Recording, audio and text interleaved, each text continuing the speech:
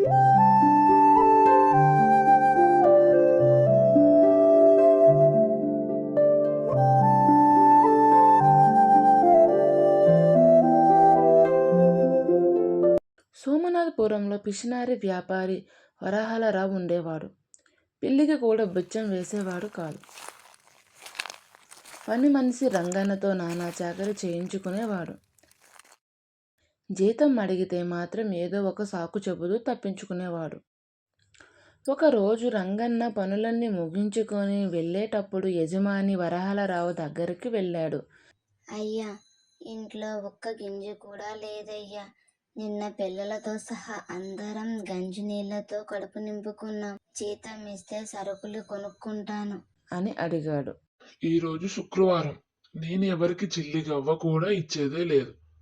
రేపు చూద్దాంలే అంటూ బయటికి వెళ్ళిపోయాడు.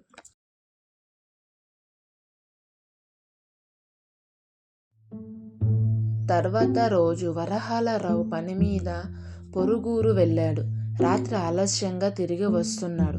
మధ్యలో ఒక అడవి దాటాల్సి ఉంది.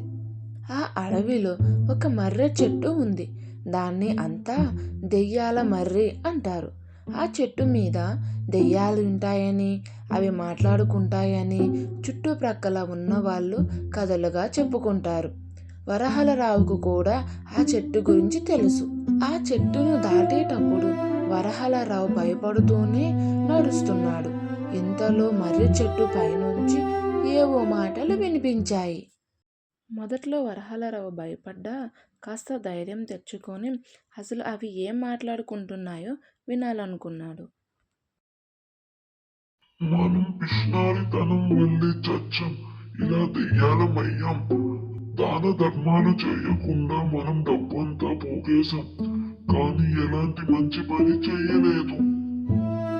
ఎప్పుడైనా మంచి వాళ్ళకి సహాయం చేద్దాం అంటూ మొదటి దెయ్యం అంది.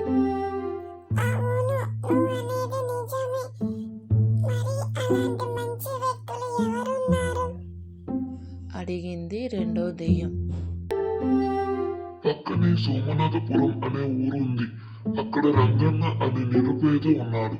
అతనికి ఏదైనా సహాయం చేసి మరో జన్మలోనైనా మంచి వాళ్ళుగా పుడుదాం అంది మొదటి దెయ్యం.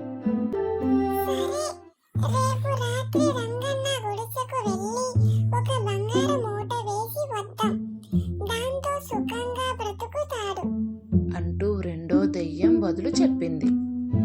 దెయ్యాల మాటలను పూర్తిగా విన్న వరహాలరావు మరునాడు రంగన్నను పిలిచి జీతం డబ్బులిచ్చాడు.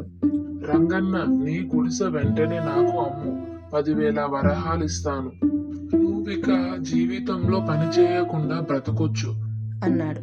రంగన్నకు ఏమీ అర్థం కాలేదు. అయినా ఈ పూరి గుడిసెతో చేసేదేముంది, అమ్మితే పోలా అనుకొని అమ్మేశాడు.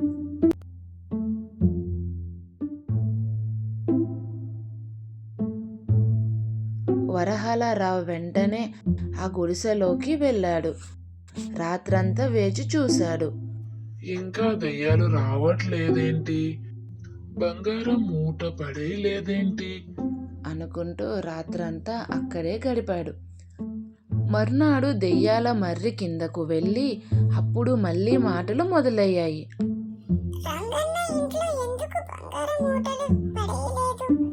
అని రెండో దెయ్యం మొదటి దెయ్యాన్ని అడిగింది. ఇప్పుడు అక్కడ ఉండేది రంగన్న కాదు, పిసినారి వరహాలరావు. అందుకే తిరిగి వచ్చేసా అంది మొదటి దెయ్యం. అనుకుంటూ రెండు దెయ్యాలు పైకి ఎగిరిపోయాయి. ఇదంతా విన్న వరహాలరావు అనవసరంగా డబ్బులు పోగొట్టుకున్నానే అని బాధపడుతూ చెట్టు కిందే కూలబడిపోయాడు. తన పిసినారితనమే తనకు గుణపాఠం నేర్పించింది అని గ్రహించాడు.